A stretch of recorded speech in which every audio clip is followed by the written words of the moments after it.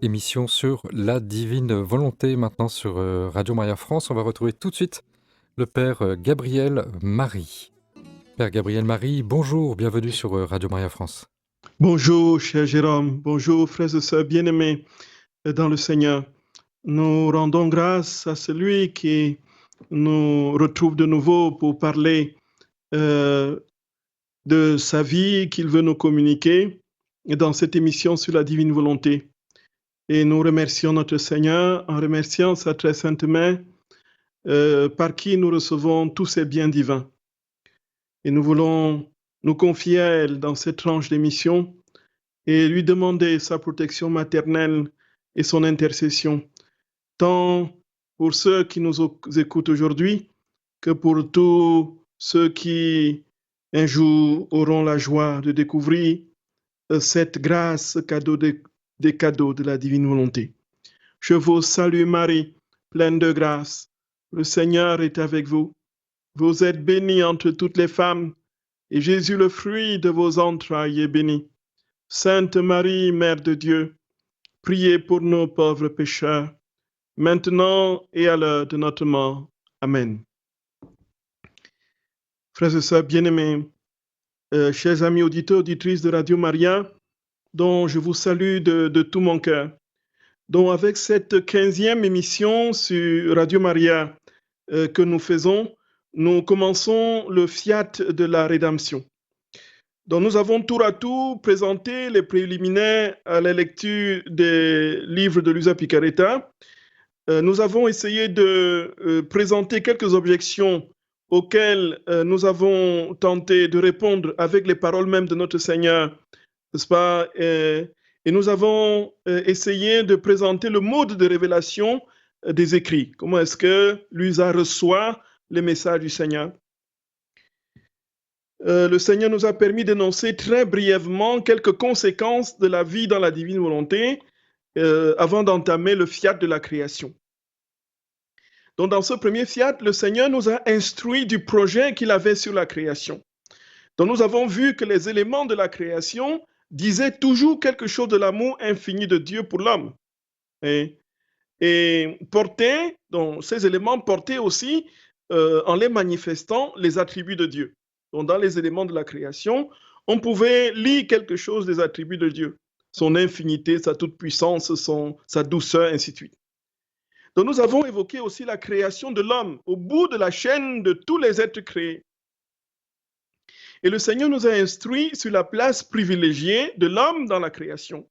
Donc l'homme, nous l'avons vu, a été créé pour vivre éternellement avec son Créateur et jouir de manière parfaite de sa vie. Et à l'origine, en fait, l'homme partageait toutes les prérogatives de Dieu et vivait des grâces infinies liées à son statut privilégié qui était d'être le roi de la création.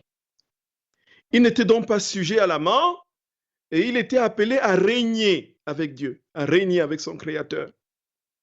Alors pour que ce règne lui soit définitivement octroyé, il lui a fallu passer un test, donc une épreuve. Alors Adam, malheureusement, n'a pas réussi l'épreuve. Il s'est donc vu débilité avec les conséquences dramatiques que nous avons évoquées la dernière fois, l'impossibilité de voir Dieu sans voile, le travail qui devient laborieux, la perte malheureuse de la capacité de produire des vies divines et l'impossibilité de régner du même coup, qu'il était incapable donc de produire ces vies. Alors, frères et sœurs bien-aimés, la crainte et la timidité sont devenues le lot de l'homme. Alors, nous avons eu le temps de dire tout au long de ces émissions que la vie dans la divine volonté est de ce fait le retour à l'état originel tel que nous avons été créés par Dieu. Donc la vie dans la divine volonté n'est rien d'autre que cette transformation de tout l'être qui retrouve Dieu et partage avec lui tous ses attributs. Alors, nous avons aussi eu le temps de souligner que la réalisation de ce projet n'est pas à attendre au-delà de la mort, mais déjà ici sur cette terre. Et c'est le sens de la réalisation de la prière du Notre Père que ta volonté soit faite sur la terre comme au ciel. Donc nous attendons sur cette terre, n'est-ce pas, cette vie divine que le Seigneur va nous donner. Et ce qu'il dit. Donc c'est le troisième fiat de la sanctification. Alors, bien que le Seigneur soit omniscient, bien qu'il était omniscient et savait que l'homme lui désobéirait, il n'avait pas prévu de le faire sortir de sa vie divine, en fait. Et avec la désobéissance originelle, l'homme a quitté le ciel et dans son infini amour pour lui, Dieu a décidé qu'il ne le laisserait pas sombrer dans le néant. C'est ainsi qu'il a décrété le deuxième fiat. Voyez, le fiat de la rédemption que nous allons commencer à étudier aujourd'hui avec les enseignements de notre Seigneur Alusa Picaretta. Frères et sœurs bien-aimés, nous avions dit que le mot fiat est un mot latin qui signifie que cela soit fait. Donc fiat lux et facta ex lux, que la lumière soit et la lumière fut. Et puis, la très sainte mère, lorsqu'elle reçoit la visite de l'ange, elle dit fiat mi secundum verbum tum, qu'il me soit fait selon ta parole. Donc, que cela soit fait. Et on a dit que c'était donc de la part du Créateur un décret qu'il énonçait pour accomplir sa parole qui se faisait concomitamment avec l'énoncé de cette parole, une parole performative, c'est l'hébreu d'Abba, et c'était de la part de la créature une donation totale de toute sa personne à Dieu, un don total de lui-même, oui, que cela soit fait comme tu l'as dit, une remise totale, entière, parfaite de sa volonté à celle de Dieu, et alors se réalise donc le décret de Dieu. Donc le fiat de la rédemption, c'est le fait que Dieu décide que l'homme soit sauvé. Sorti de la volonté divine, l'homme est avili et Dieu décide maintenant, je décrète qu'il soit racheté, qu'il soit restauré, qu'il soit sauvé. Voilà, frères et sœurs bien-aimés, le sens du fiat de la rédemption dans sa définition. Donc ce second fiat, frères et sœurs bien-aimés, est celui de la rédemption après la création, vient après celui de la création. Le premier fiat a été prononcé sans intervention d'une créature. Et Jésus dit à Luisa que le second fiat, lui, a été prononcé en présence de la Vierge Marie, la mère du Rédempteur. Et il le dit de manière très précise au tome 12 du 24 janvier 1921. Il dit, ma fille, le premier fiat fut prononcé dans la création sans intervention d'une créature. Le second fiat fut prononcé dans la rédemption où je voulais l'intervention d'une créature. Aussi ai-je choisi ma mère pour l'accomplissement de ce second fiat. Donc, quand Dieu a décidé de créer les univers, il n'avait besoin de personne. Mais pour racheter l'homme, il a eu besoin de la très sainte mère. Nous comprenons pourquoi, frères et sœurs bien-aimés, la sainte mère est la détentrice des biens divins. C'est pour ça que nous ne pouvons pas aller à notre Dieu sans passer par la très sainte mère. Et comme nous le professons dans cette consécration de Saint Maximilien Marie Kolbe, n'est-ce pas? Les biens divins passent par ses mains maternelles. Voyez, les biens divins passent par les mains maternelles de Marie. Et Saint Louis-Marie Grillon de Montfort disait que la voie par laquelle le Seigneur a choisi pour venir à nous, ce n'est pas la même voie que nous irons à lui. Le passage par la Vierge Marie. Et alors, le fiat de la rédemption a été prononcé, frères et sœurs bien-aimés, en vue de la restauration du projet de Dieu qui consistait à permettre à l'homme de recouvrer le rang et l'ordre qui était le sien avant la désobéissance originelle. Nous voyons que la rédemption était une étape. C'était un accident en quelque sorte. Jésus n'avait pas choisi, Dieu n'avait pas choisi que l'homme devienne malade et qu'il faille le réparer et le restaurer avant de lui communiquer. Il aurait été toujours dans cette vie divine pleine, totale, dans le cœur à cœur infini avec son Créateur. Il aurait joui et bénéficié éternellement de tous les biens de son Père. Et donc la rédemption est arrivée et Jésus, Dieu, frères et sœurs bien-aimés, a dit, il faut que l'homme revienne à l'état premier. Mais pour revenir à l'état premier, il faut qu'il soit guéri, il faut qu'il soit restauré. Et c'est donc la rédemption. Frères et sœurs bien-aimés, nous avons dans l'Écriture le grand texte de Jean, au chapitre 3 du verset 16. Il dit que Dieu a tant aimé le monde qu'il a donné son Fils unique afin que quiconque croit en lui ne périsse point, mais qu'il ait la vie éternelle. Effectivement, cette vie éternelle, ce n'est pas la vie bancale que nous avons ici.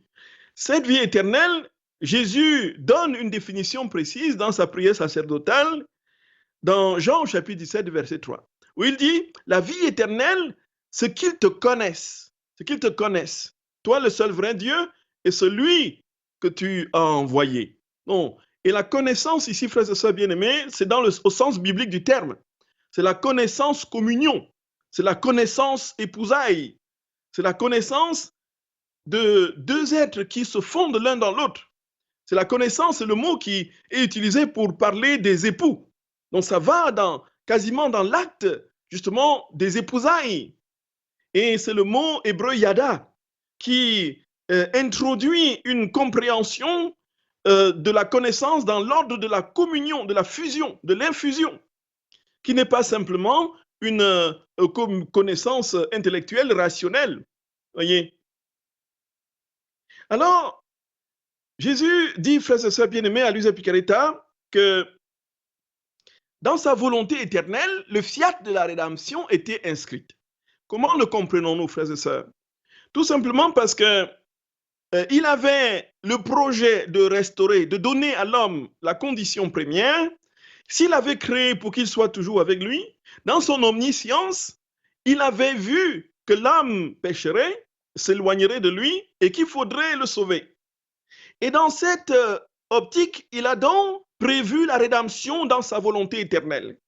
Voyez, c'est cela, frères et sœurs bien-aimés. Dieu prend tous les remèdes nécessaires pour guérir l'homme et l'amener au but premier pour lequel il a été créé. Et dans sa volonté éternelle, il avait prévu que l'homme serait restauré et avant d'être divinisé et retrouver son rang originel, il aurait fallu donc réparer ses blessures, le restaurer. Donc il a prévu de toute éternité, n'est-ce pas, dans son plan, la rédemption. Il dit au tome 19 du 19 mars 1926, il dit « Ma volonté est éternelle dans le temps et dans l'éternité. Elle n'a pas de commencement et n'aura pas de fin. Cependant, bien qu'éternelle dans l'esprit divin, la rédemption eut son commencement dans le temps et était un produit de notre volonté éternelle. » Donc, la rédemption qui a eu un commencement dans le temps avec l'incarnation de notre Seigneur dans le sein de la très sainte Mère, était déjà décrétée éternellement dans sa volonté éternelle. Voyez? C'est ça, frères et sœurs bien-aimés. Alors, dans son incarnation, Jésus va travailler à diviniser toutes les actions humaines. Et nous allons comprendre pourquoi Jésus s'incarne. Jésus ne s'incarne pas, frères et sœurs, pour épouser et laisser l'homme dans sa condition misérable, pour être faible comme l'homme et laisser l'homme dans cette faiblesse, pour être fragile comme l'homme et laisser l'homme dans cette fragilité, pour être croupi sous le poids de la finitude, pour laisser l'homme dans cette finitude. En fait, Jésus, il a épousé la condition humaine, a pris sur lui les fragilités de l'homme pour donner la condition divine à l'homme. Donc la rédemption était là tout simplement pour préparer le troisième fiat dont nous allons parler dans les temps prochains, les mois prochains, n'est-ce pas, le fiat de la sanctification, qui est la vie dans la divine volonté. Voyez, frères et sœurs bien-aimés. Et donc, il travaille à diviniser tous les actes des hommes. Alors, nous pouvons nous poser la question, frères et sœurs bien-aimés, chers amis auditeurs, auditrices de Radio Maria, pourquoi cette lenteur de l'acte de la rédemption, donc élaboré en 33 ans, alors qu'il lui suffisait d'une seule parole pour réaliser son œuvre, lui dont la parole est performative. Donc, on a eu l'occasion de le dire dans les émissions précédentes, que lorsque Dieu parle, en fait, ce qu'il dit se réalise. La réalisation est contenue dans l'énoncé de la parole.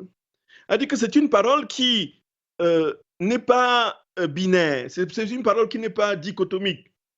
Quand Dieu parle, sa parole est déjà performative. Elle trouve, n'est-ce pas, la force et la puissance de la réalisation de l'énoncé.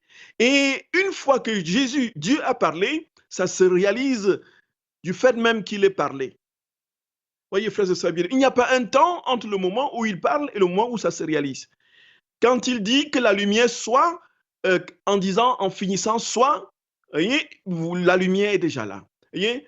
Donc la lumière est déjà dans la parole. Donc cette parole est vie, en fait. Cette parole est vie. Et c'est pourquoi cette parole est Dieu lui-même, parce qu'elle est vie de Dieu.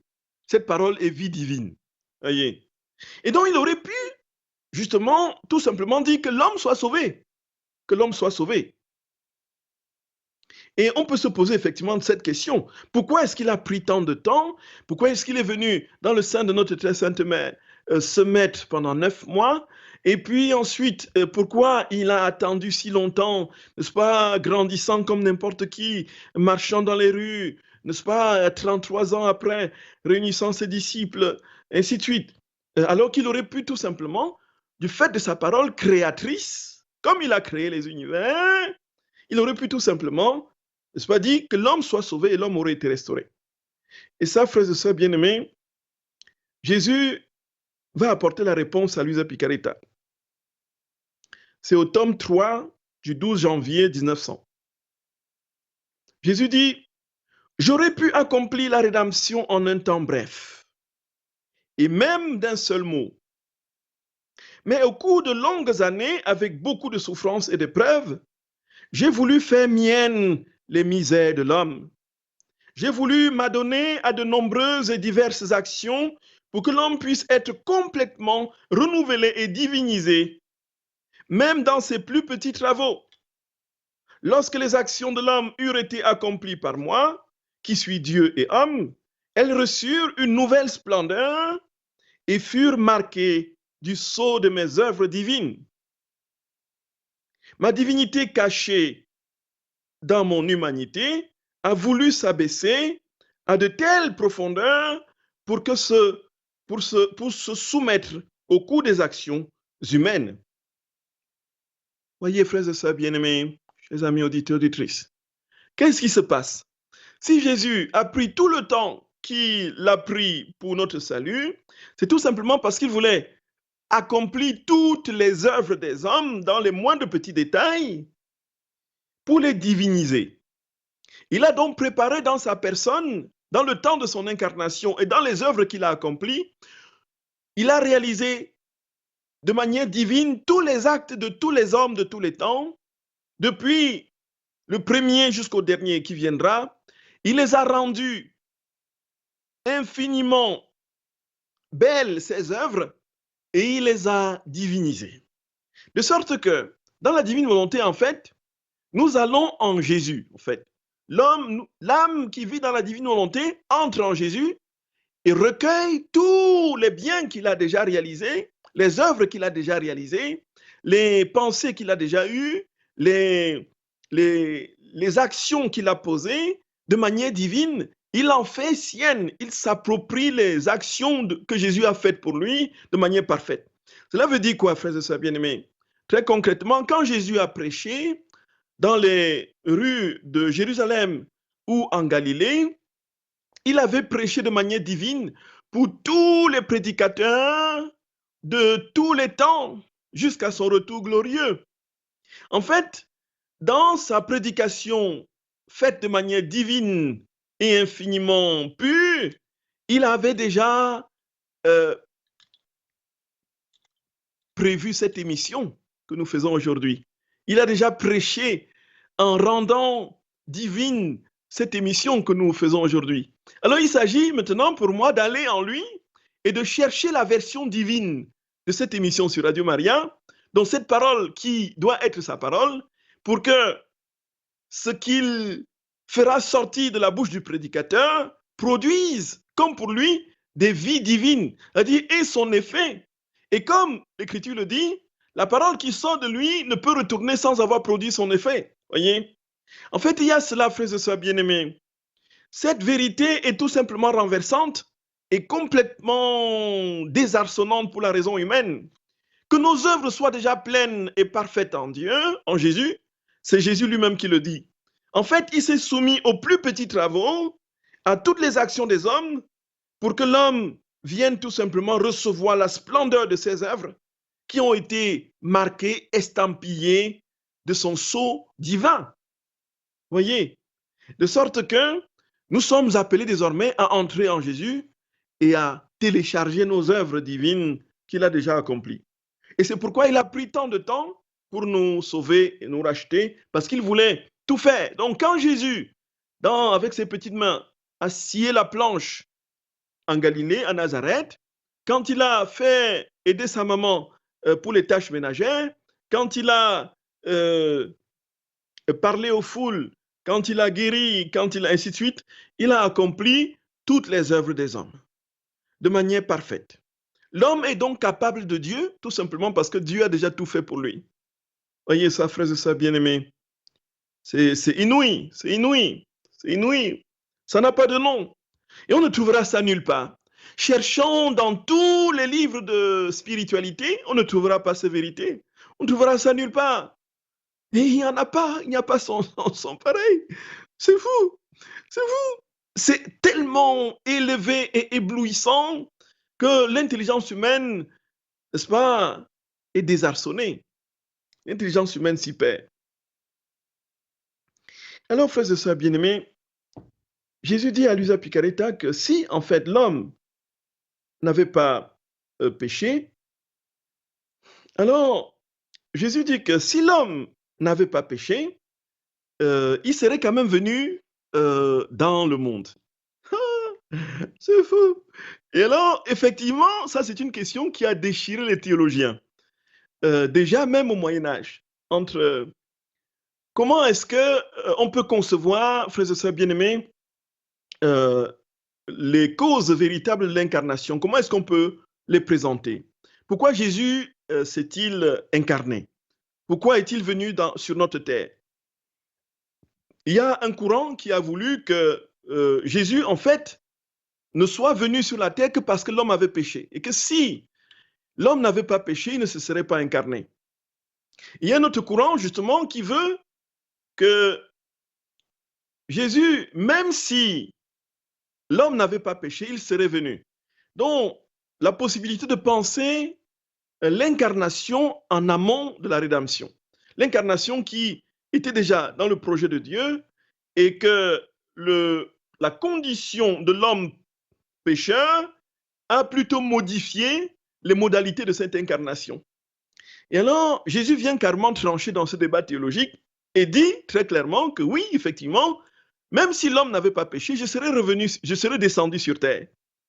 Et c'est là, frères et sœurs bien-aimés, que nous comprenons la magnificence du don de la vie, y compris du corps que nous avons, qui est le temple du Saint-Esprit, qui n'est pas la conséquence de la déchéance, comme certains sectes au Moyen-Âge, les cathares et les albigeois, tentaient de présenter, avec justement cette dualité de deux divinités qui auraient créé l'un la matière, l'une la matière et l'autre l'esprit. Un Dieu bon et un Dieu mauvais. Le Dieu bon aurait créé tout ce qui est spirituel, l'âme, l'esprit, l'intelligence, ainsi de suite. Et le Dieu mauvais aurait créé la matière, ce que l'on voit à l'extérieur, la création, y compris notre corps. Et le Seigneur, frères et sœurs bien-aimés, nous avons dans la Genèse le récit de la création. L'homme avait un corps avant la chute. Et donc le corps n'était pas fait pour rentrer dans la dégradation et la déchéance qui est la sienne aujourd'hui, qui est le sien aujourd'hui, à cause justement du péché. Et Jésus dit que la vie dans la divine volonté donne au corps humain les propriétés des corps célestes. Et c'est pourquoi l'âme de notre Seigneur ne pouvait pas rester sans son corps, puisque son corps était transverbéré de part en part par la lumière divine. De même, il dit que les deux qui sont au ciel avec leur corps, frères et sœurs bien-aimés, sont lui-même et sa maman. Et donc, parce que eux, ils étaient dans cette plénitude de la vie divine, n'ayant jamais dit non et n'étant jamais sortis de la divine volonté, ils ont donc la perfection de leur corps tel que nous l'avions à l'origine, sans la marque de la maladie, de la souillure du péché. Et donc, il dit même, en définitive, que la vie pleine, totale et définitive dans la divine volonté nous octroiera ce corps glorieux. Déjà, ici sur terre, frères et sœurs bien-aimés, c'est inouï. Et Jésus dit que la rédemption est donc à penser dans le projet que Dieu aurait de venir régner au milieu des corps glorieux, des corps qui seraient sans, il serait venu en roi, en triomphateur, il ne serait pas venu en médecin comme il est venu. Donc les conditions de son incarnation ont changé, tout simplement parce que l'homme a été débilité, avili, et qu'il est sorti justement de la plénitude de la gloire et du resplendissement de la santé qu'il avait à l'origine dans la divine volonté. Voyez ça, frères et sœurs bien-aimés. Il le dit très clairement dans un magnifique texte, n'est-ce pas, qu'il est magnifique et long texte, au tome 25 du 31 mars 1929. C'est tout simplement inouï. Tout simplement inouï, frères et sœurs bien-aimés. Cher Jérôme, est-ce qu'il y a des questions? Est-ce que quelqu'un... Pour l'instant, il n'y a pas de questions, Père. D'accord. Alors, Jésus disait, frères et sœurs bien-aimés, voici ce qu'il dit. Il dit que il serait venu sur la terre même si l'homme n'avait pas péché. Et alors, il serait venu en triomphateur. Il dit, si Adam n'avait pas péché, le Verbe éternel, qui est la volonté même du Père céleste, allait venir sur terre glorieux, triomphant et dominant, accompagné visiblement par son armée angélique que tous devaient voir. Donc nous, il ne serait pas venu dans le petit enfant Jésus de Bethléem, il serait venu dans sa dimension de gloire, dans son règne, escorté d'une armée angélique que tout le monde verrait. Et avec la splendeur, dit Jésus, de sa gloire. Il devait charmer et nous attirer tous à lui par sa beauté. Voyez, oh Jésus, couronné roi et avec le sceptre du commandement pour être roi et chef de la famille humaine. Voyez, il serait venu régner en roi. Parle, commande et règne. Oui, parle, commande et règne. Nous sommes tous à toi. Jésus est en ton règne de l'univers. Sois roi. Voyez, il serait venu en roi, frères et sœurs d'amour. Et nous serions ces sujets glorieux. Les sujets glorieux du glorieux roi. Voyez, nous serions éclaboussés de part en part par sa lumière divine. Voyez, et nous serions dans son regard. Et son regard serait dans le nôtre, voyez. C'est ça. Et la vie dans la divine volonté, en son terme, sera cela. En fait, ce sera cela. Voyez, pour être le chef de la famille, afin de donner aux créatures le grand honneur de pouvoir dire, nous avons un roi qui est homme et Dieu. Donc Jésus serait venu prendre notre chair, puisque notre chair n'était pas, c'est pas la conséquence d'un péché. La chair, c'est un don de Dieu. C'est pourquoi le corps doit être respecté et la vie humaine doit être protégée. Et le corps, notre santé doit être prise au sérieux et notre corps doit survivre. Donc, vous voyez, c'est en fait le grand mystère des corps incorruptibles. Oui, les corps incorruptibles des saints. Sainte Bernadette, le Saint Curé d'Ars, le Saint Padre Pio, le Sainte Thérèse Couder, n'est-ce pas, Saint Charles Borromée, n'est-ce pas, la multitude des saints qui sont des centaines dans l'Église, qui ont leur corps intact. Voyez, frères et sœurs bien-aimés. Voyez, c'est cela. En fait, l'incorruptibilité de ce corps, qu'est-ce que ces corps attendent? Qu'est-ce que ces corps attendent en fait? sont des corps qui attendent la résurrection. Et la résurrection, sera l'union de leur âme et avec le corps. Et nous dont les corps seront décomposés, nous recevrons un nouveau corps de gloire. Voyez? Parce que ces corps étaient tellement spirituels qui sont devenus incorruptibles par leur vie de prière intense, d'intimité, puis le resplendissement de la gloire de Dieu dans le corps. Par tout ce qu'ils ont vécu, le Seigneur leur a conservé ce corps parce qu'ils ne peuvent pas se détruire du fait que ces corps portent les éclaboussures de la vie de Dieu. Oh Jésus, c'est fou, frères et sœurs bien-aimés. Et Jésus dit que nous, il serait venu prendre notre corps et nous aurions ces corps avec lui glorieux. Plus encore, dit Jésus, continue Jésus, puisque votre Jésus ne devait pas venir du ciel pour trouver l'homme infirme, car ne s'étant pas retiré de ma divine volonté, aucune maladie, que ce soit du corps ou de l'âme, ne devait exister. Nous voyons bien, il serait venu régner au milieu des corps glorieux, sans maladie. Alors, Père, il y a quelques questions qui sont arrivées. Oui, merci beaucoup, cher Jérôme. Oui, je peux. Oui, allez-y, cher Jérôme. Alors, la première, c'est un SMS de Anne-Marie. Alors, Père, je vous lis son message. Père, si tous les actes des hommes ont été divinisés, qu'en est-il pour les actes de ceux qui vont en enfer? Anne-Marie. Oui, chez Anne-Marie, bien-aimée. Ça veut dire que leurs actes sont en suspens. Jésus dit que les actes des personnes qui se damnent sont en suspens.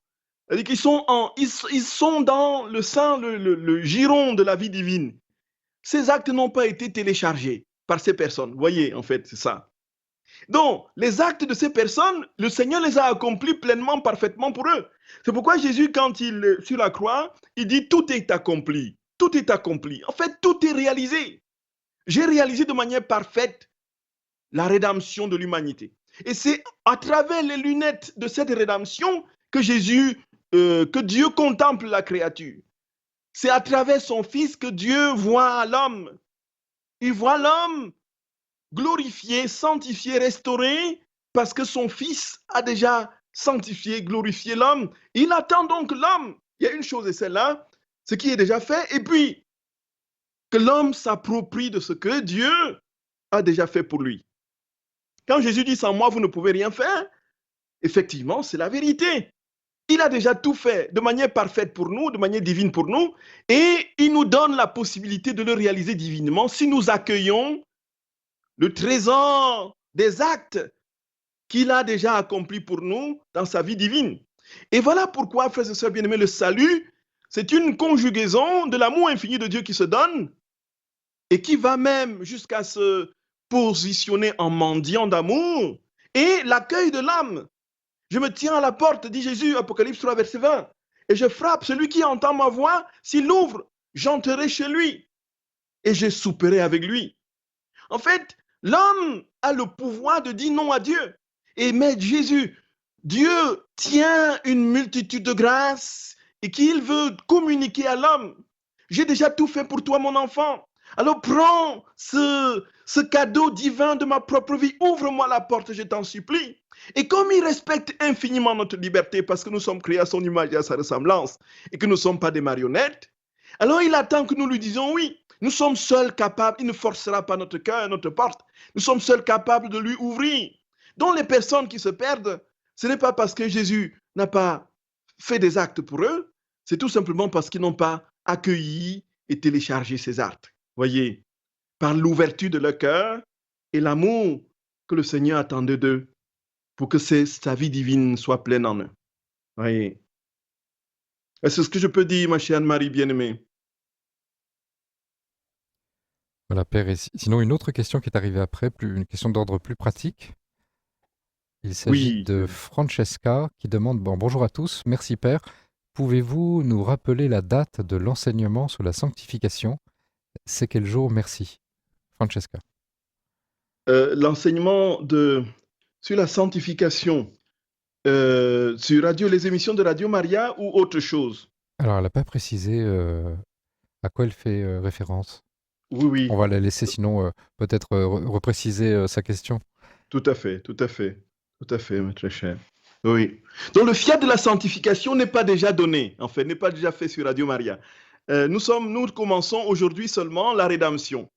La sanctification viendra longtemps, longtemps plus tard, parce que, je ne sais pas, peut-être dans 2 ans, ou je ne sais pas trop, parce que le fiat de la rédemption prendra un nombre conséquent d'émissions. Peut-être autant que le fiat de la création.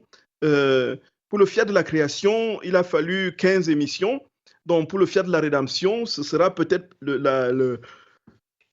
pareil ou peut-être plus. Voilà, puisqu'on va aborder tous les thèmes sur la naissance de Jésus, sa croissance, sa mort, sa prédication, sa mort, n'est-ce pas? Et dans la passion et sa mort, on aura à parler abondamment de ce qu'il dit dans les 24 heures de la Passion. Et avant les 24 heures de la Passion, l'institution de l'Eucharistie, on parlera énormément de l'Eucharistie, ainsi de suite. Et puis sa résurrection, sa montée en gloire et son ascension, naturellement, et la Pentecôte. Et c'est là, après, que nous commencerons le fiat de la sanctification.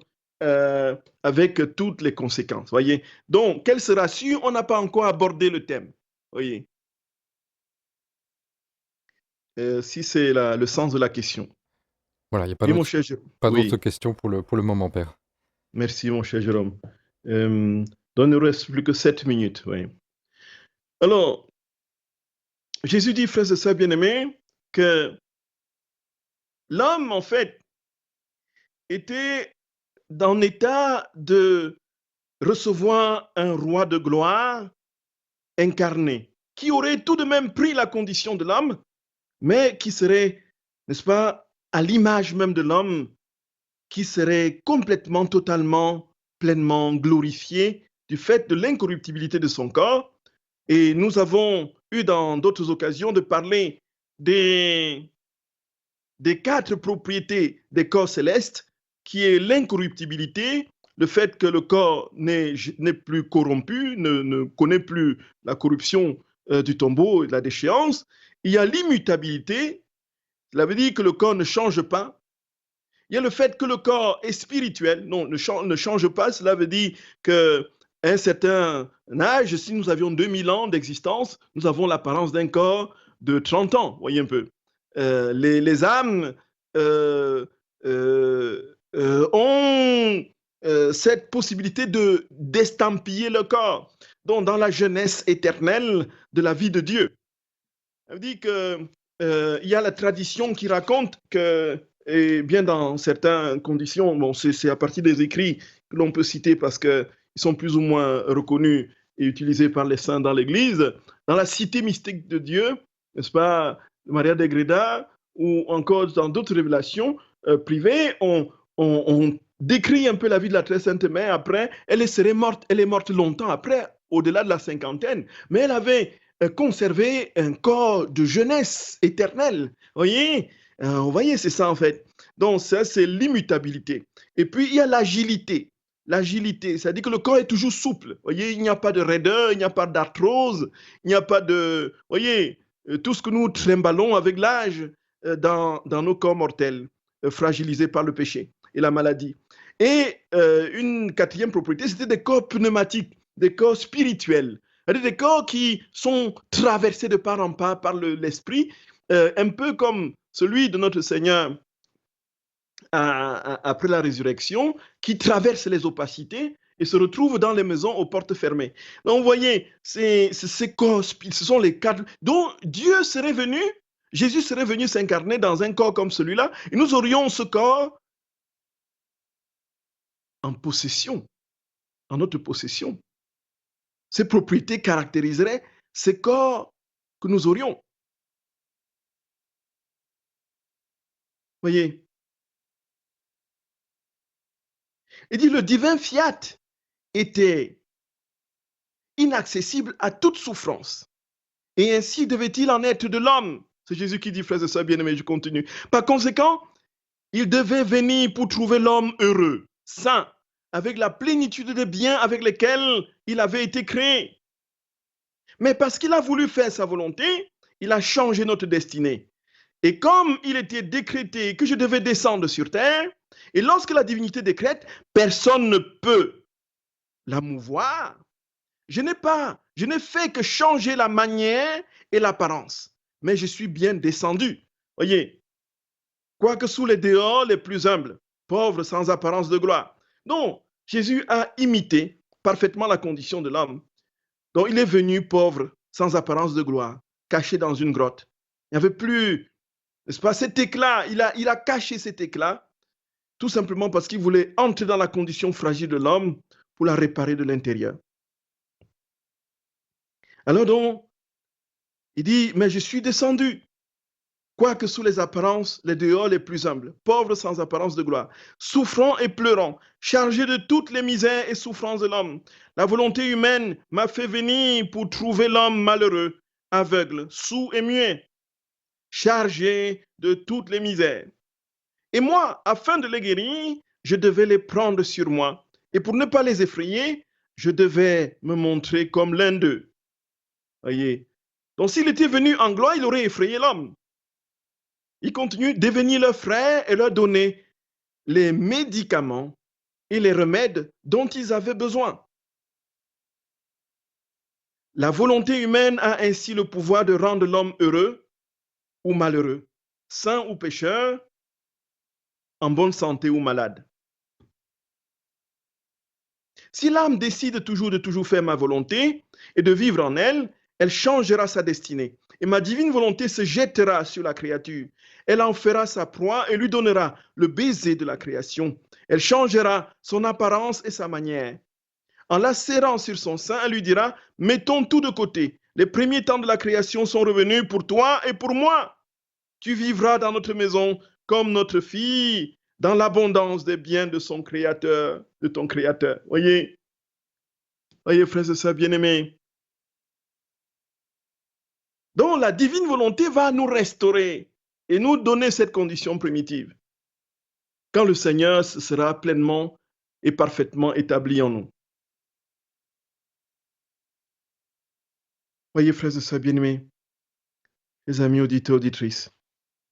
Et sur ce, nous rendons grâce au Seigneur pour ce qui nous fait comprendre que ce cadeau est déjà à notre portée aujourd'hui et que de jour en jour, dans une communion toujours plus intime avec le Seigneur qui vit en nous et qui multiplie ses actes en nous, nous devenons toujours plus divinisés, nous épousons toujours plus ses attributs et nous les répandons toujours plus dans la création et nous permettons à tous les êtres d'être eux aussi atteints par cette vie divine et d'être transformés. C'est pourquoi un acte de la divine volonté retentit sur l'univers tout entier, tout simplement parce que c'est un acte de Dieu qui réalise sa présence dans sa plénitude, dans la plénitude de son acte d'immensité. Et c'est pour cela, frères et sœurs bien-aimés, que nous sommes, nous aujourd'hui, dans une action de grâce jubilatoire, de savoir que ce cadeau des cadeaux nous est donné. Et qu'il suffit tout simplement d'ouvrir notre cœur et de dire au Seigneur, viens, prends-moi, prends possession de ma volonté, donne-moi la tienne et vis ta vie en moi. Et si cette vérité s'établit dans les interstices les plus reculés de notre être, nous devenons nous-mêmes, frères et sœurs bien-aimés, des copies parfaites du Créateur.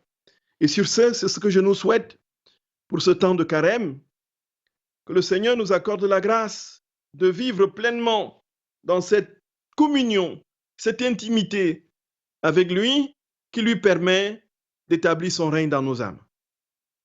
Frères et sœurs bien-aimés, je nous souhaite de tout notre cœur un saint carême. Et je prie que notre Seigneur nous accorde la grâce de ne jamais douter de son amour et de son secours, qui lui n'attend pas que nous soyons parfaits, mais qui attend tout simplement un simple désir, l'ouverture de notre cœur pour qu'il s'empare de nous pleinement, qu'il vienne à nous, vive sa vie en nous et nous fait asseoir, qu'il nous fasse asseoir à sa table, la table trinitaire. Sur ce, je vous salue, frères et sœurs bien-aimés, et que notre Seigneur nous accorde la grâce insigne de comprendre jusqu'où nous sommes aimés et jusqu'où il nous attend en lui. Merci à vous, chers amis auditeurs, auditrices de Radio Maria, et merci, cher Jérôme, bien-aimé. Merci beaucoup, Père. Merci, à très Oui, bientôt, Père. merci beaucoup, cher Jérôme. Oui. Au revoir, Père. Au revoir, mon cher Jérôme.